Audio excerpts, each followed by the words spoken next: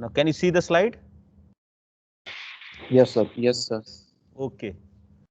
So we talked in our previous class about the types of gas well testing, where we looked into two different types of gas testing, where we talked about transient type of well test and deliverability, right?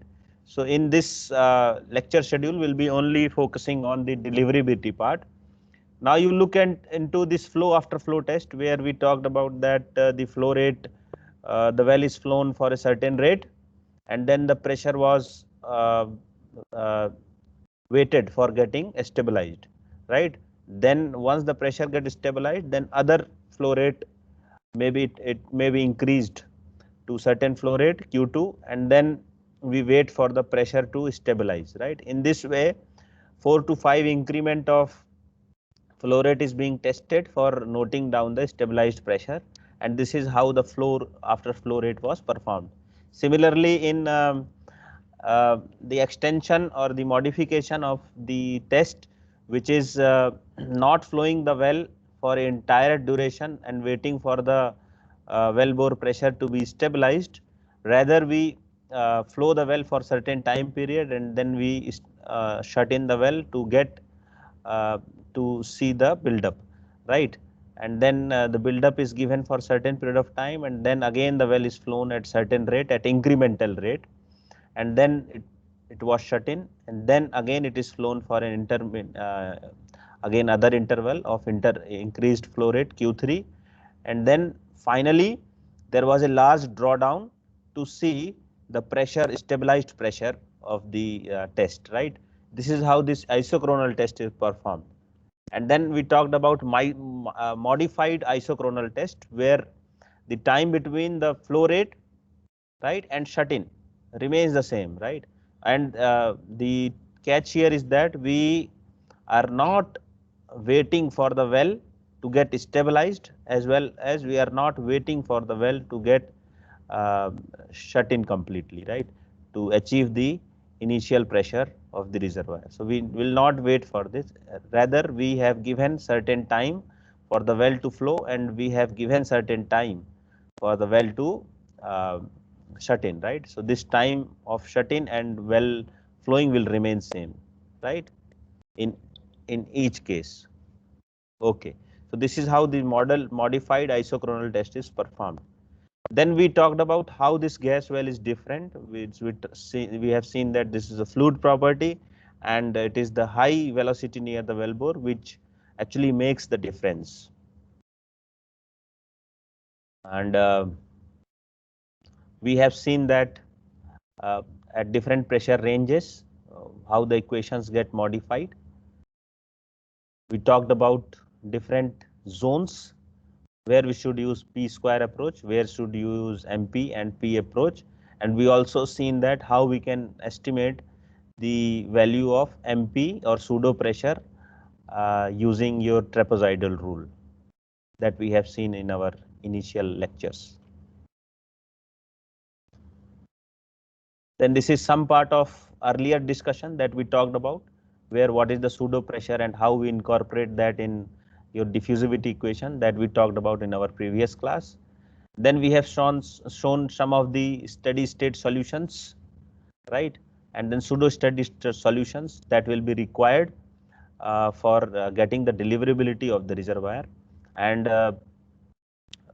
we have also introduced the non-Darcy effect, and we have introduced a term which is a non-Darcy term, which is known as DQSC, and which encounters the turbulent effects near the wellbore, right? So all these terms that we have talked about in our previous class. Now, from hence onward, we will talk about deliverability of the gas well, and we will see that how we can estimate the deliverability of the gas well. So here in this slide, we talked about how the equation, that is your pseudo steady state equation, can be slightly modified, right, to a equation which is a quadratic form of this equation, right.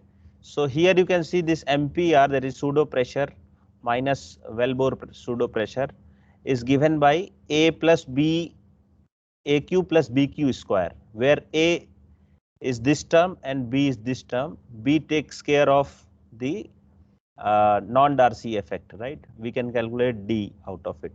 So the objective of the test, whatever test you perform, is to estimate the value of this A and Bs. Once you have got these two values, A and B, you can estimate your Q, right, at different pseudo pressures, right? Because we are dealing with gas, so we will tell pseudo pressure. And once you know the uh, pressure ranges, you can find that whether you should use MP approach or P square approach. So in similar approach of which is a P square approach, here also we can write this equation in the form of quadratic equation, and you can see that this equation carries again two terms A and B, where A term is this one and B term is this one, right? And finally, once you know A and B, you can use this equation for finding out QSC at different value of P square pressure. Okay, so this is the first test that we can perform, right? We can have the value of just one flow rate and one flowing pressure, and with this we can estimate the deliverability of the reservoir. But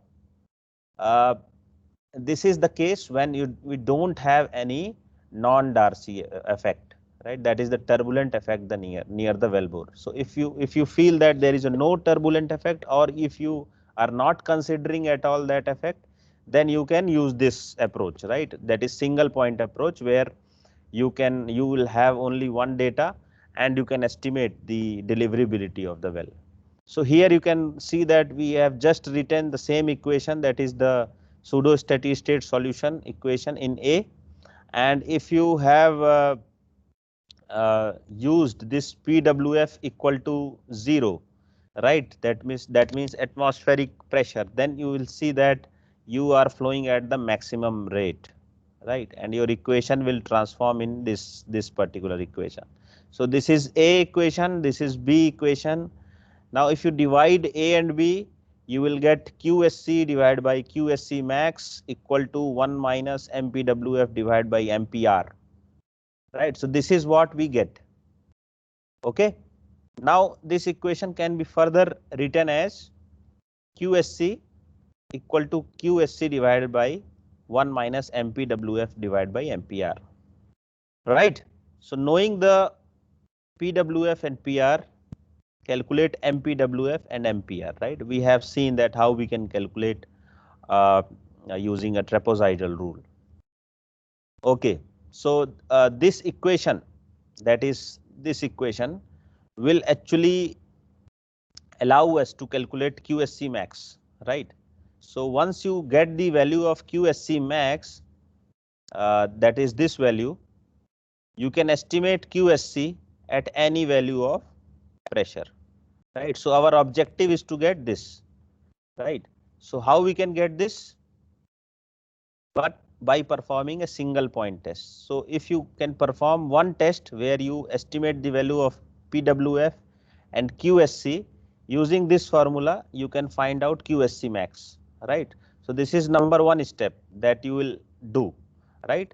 And next step, once this QSC is known, once you have this value, you can use this equation to estimate QSC at different value of PWF, right, and that will generate your deliverability curve, right. So here is one question where you can see that this QSC max, this QSC and PWF is provided by a single point test which is done, right, and then different parameters are given, right, liquid flow rate, PR, this one, right. Now what you have to do, simply you have to find QSC max, right. Now once you have the value of QSC max, because this is measured, right, QSC and this PWF, this is the measured value which is given to you, right. These two values can be equated here and you can find out QSC max, which comes to be 1.622 million standard cubic feet per day, right. Now you have known this value QSC max, this is known to you. Okay, you can use this equation to generate the deliverability curve, right, this equation. Okay, so this is how a single point test is useful for getting the deliverability curve. Okay, so now you can see here the various pressure have been used here, right, and the QSC is calculated. Okay, so this is how the deliverability curve can be generated for single point test. Now the question arises that if the non-Darcy effect is significant, it is not enough to have a single rate test, right? Then we have to go for multi-rate test, because this is an quadratic equation, right? There are two unknowns. So just by single test you cannot estimate the value of the deliverability curve. You cannot estimate that. So you have to go for multi-rate test, right? And this is the equation that we have seen previously. This is known as theoretical approach, right? We have derived from the theory, and we have seen that there are two different terms, AQS and BQS, right? B is taking care of the non-Darcy effect, right? And therefore this has appeared, right? This term has appeared. Now you have to find out AQS and BQS, then only you can generate your deliverability curve. So what we do, we divide this equation MPR minus MPWF divided by QSC, and we'll put equal to AQS plus BQS, right? This modification will just help us to get the slope, right? So if you plot this quantity on the y-axis, right, and QSC on the x-axis, then you will be able to get a graph, right, which is a straight line, and the intercept will give you AGS, sorry, BQS, and excuse me, the intercept will give you AGS, and the slope will give you BGS, right. So this is how you can find out if you have multi-rate test which is being performed. We will do one numerical based on this, so that it is easy to understand that how we'll get the deliverability curve once you have multi-rate test which is being performed, right. So you can see that if multi-rate test data are available, then by plotting this with respect to QSC, right, you will obtain a straight line as I have shown here, right, and whose slope will give you this quantity BQS, and the intercept will give you this quantity. Okay, let me reduce it. Okay, so once you have the value of AQS and BQS, you can calculate QSC at any well flowing pressure, and a similar equation can be written for P square method also, right. So once you have the P square approach, instead of MP you can use P square, and this is how the QS can be calculated for different value of pressures, and you can generate the deliverability curve, right. So just to show you one data where once you have no turbulent effect, the flow rate that you calculated are in the range of this, right, 5, 11, 15, 18 at different flowing pressure, right.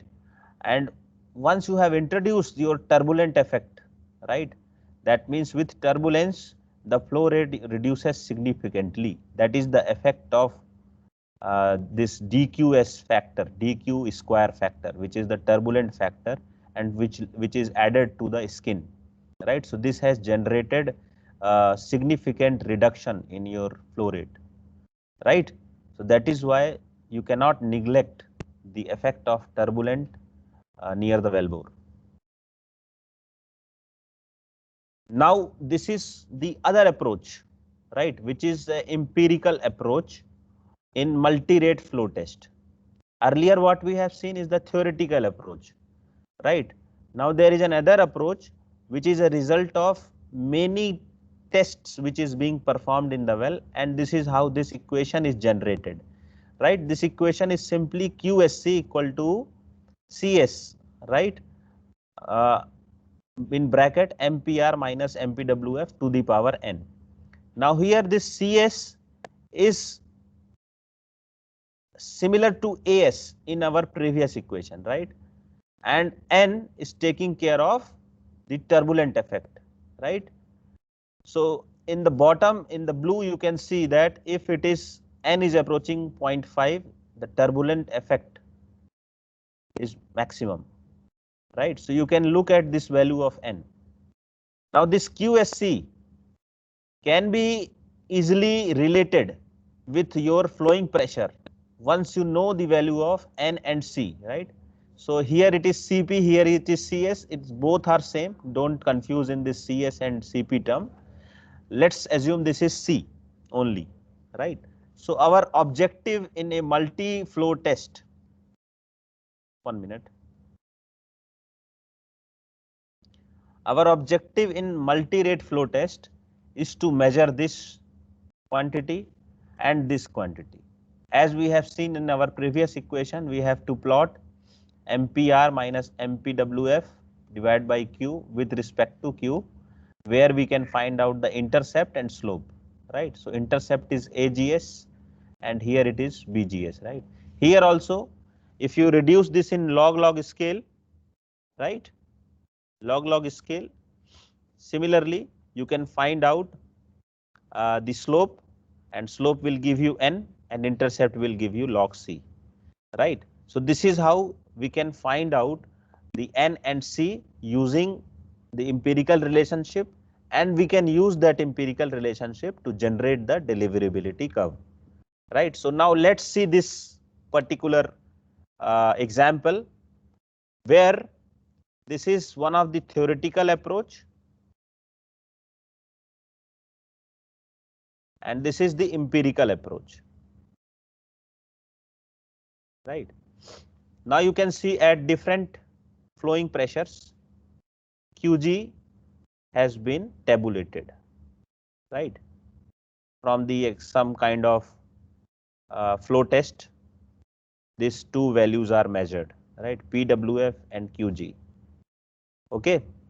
Now, as you can see, this is a multi-rate flow test, right? You can estimate the value of your slope and intercept using or plotting this P square minus PWF divided by QG with respect to QG, right? This is how you have plotted. Now from here, you can estimate the value of your intercept, and you can also estimate the value of slope, right? And then once you have estimated, right, you can put in this equation the value of A and you have this deliverability equation. Okay. There is another approach which is the approach of the empirical that we have seen in our previous slide, where we have related Q, right, with your approach which is the MP approach, MPR minus MPWF. Here you will have C and at the exponent you have N, right? So this is one of the empirical approach which we have used here. Now, as you can see that if we combine these two approach, right, and try to see what is the difference between these two approach, is not significant, right? On this graph, you can see you have plotted your theoretical approach, right? And you have also plotted your empirical approach, right? So you can see the empirical is giving the slight higher value of absolute open hole potential, right? This is the value of PWF, which is 14.7 psi, and this is nothing but your atmospheric pressure, right? So at atmospheric pressure or PWF, or if you say in terms of gauge pressure, which is 0, right, you will get the absolute open hole potential. right? So this is the maximum potential that you will get once you have PWF equal to 0. So in both the cases of theoretical and empirical approach, you are looking at a value which is closer in both the cases, right? So we will try to understand this using this particular question, where some multi-rate test has been performed, and you can see the value of QSC and PWF are given here. Okay, and we want to establish a deliverability equation, right? Now various MP's value are calculated. You know how to calculate it. So if you wish, you can try your hand in calculating MP values for these pressures, but for that you need mu and Z, right? Because they are not given here, you have to look into various properties, empirical correlationship in getting these values. So it will take some times of your, but since this is given, no need to go and do this exercise, right? So your as average reservoir pressure is given 500 psi. So from that, sorry, 5000 psi, and from that you can find out your MP value, right? Now you have to, question is saying that you have to generate the inflow performance relationship using MP method, right? Now let's see how we'll do this. Okay, so first of all, you have to plot these data points, whatever data points we have given, right, in terms of your MP, right, delta MP, which is nothing but MPR minus MPWF, right? You just plot this. Okay, now this will give you a slope or intercept, right? So first you find out the intercept, which is your AG, right? Then you find out the slope, which is nothing but BGS, right? Now you have these values now, AGS and BGS, from just by this plot.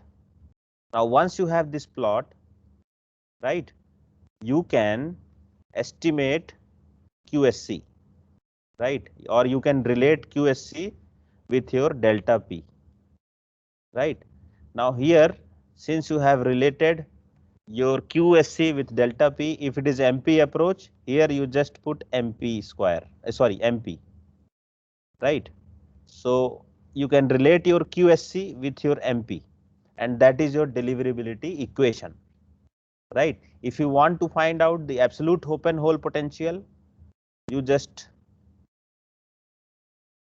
draw the line and get the absolute open hole potential from here. Okay, so this is how you will establish a deliverability equation using the approach, which is known as your back pressure approach also, right? Back pressure approach, which is your empirical relation, and another relation is your theoretical approach.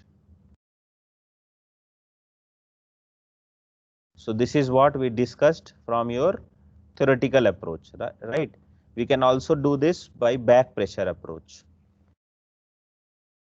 Okay, so as there is another method, which is your empirical approach, where you will have to plot your QSC and MPWF, right? And you can estimate the value of intercept, which is log C, and the slope, which is N, right? And therefore these two values are known.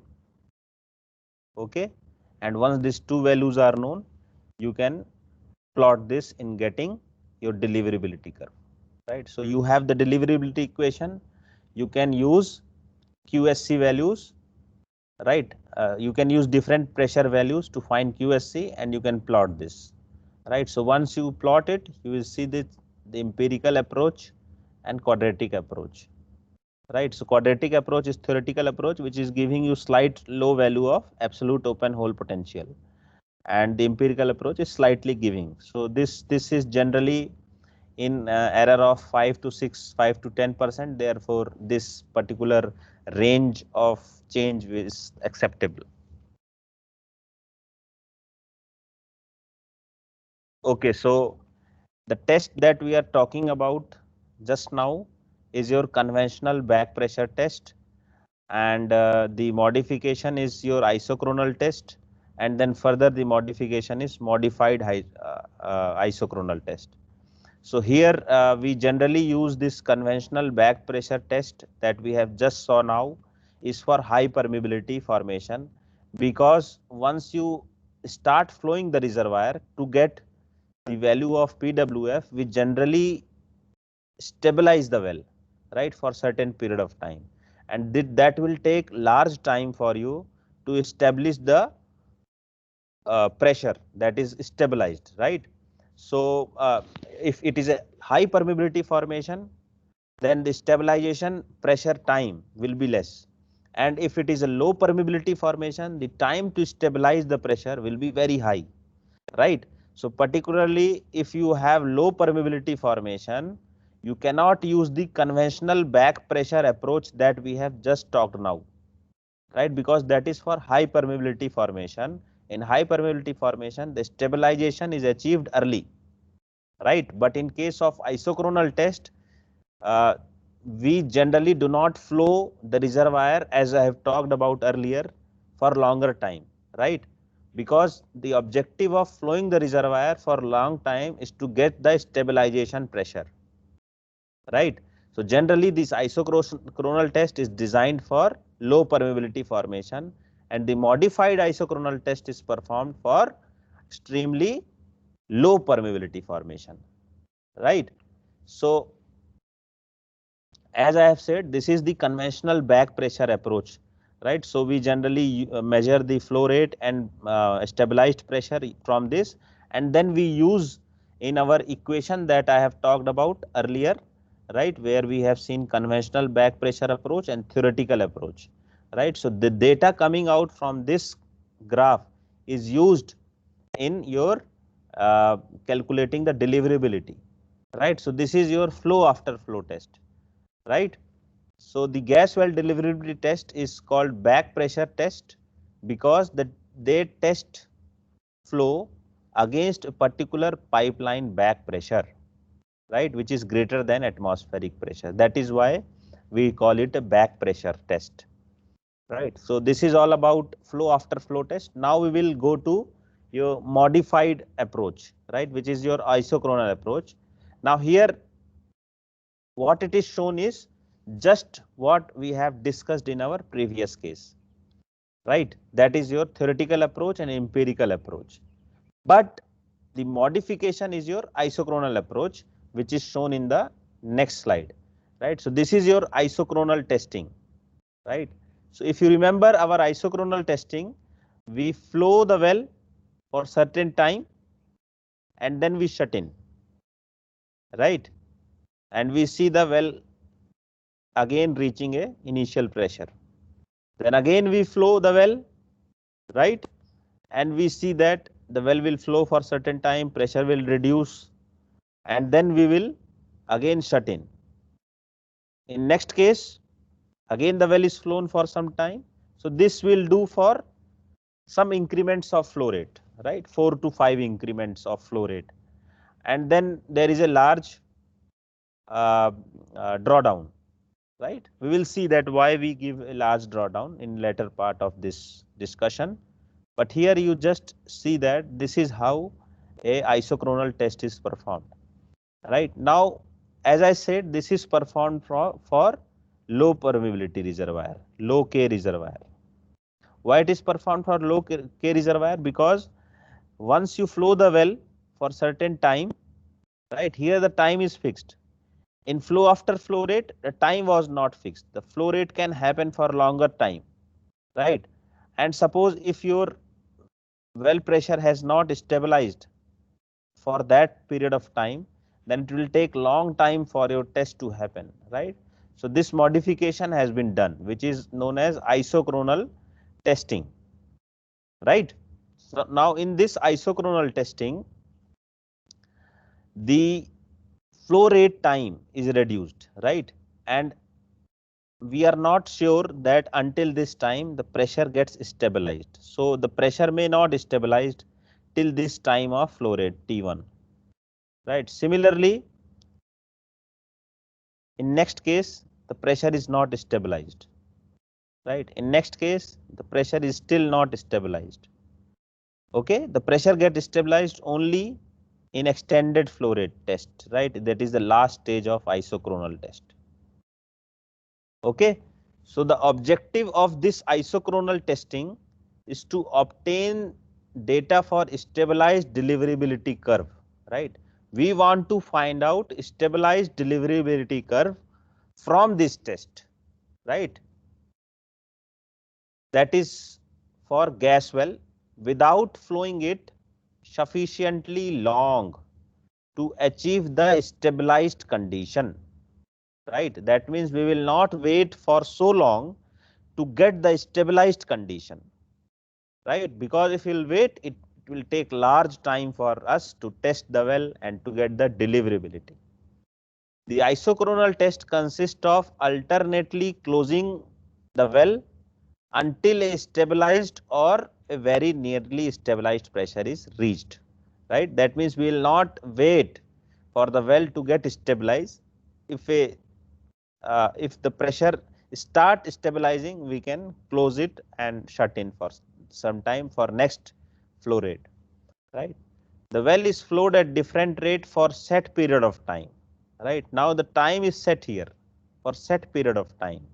The flowing bottom hole pressure PWF at time t is being recorded. Once the flow test is conducted for a time period long enough, referred to as extended flow period, right? This is the extended flow period. The characteristic slope n developed under short flow condition is applicable to long time flow conditions, right? That means the flow conditions shown here, here, here and here, the slope n of each plot will remain same, only the C factor will vary, right?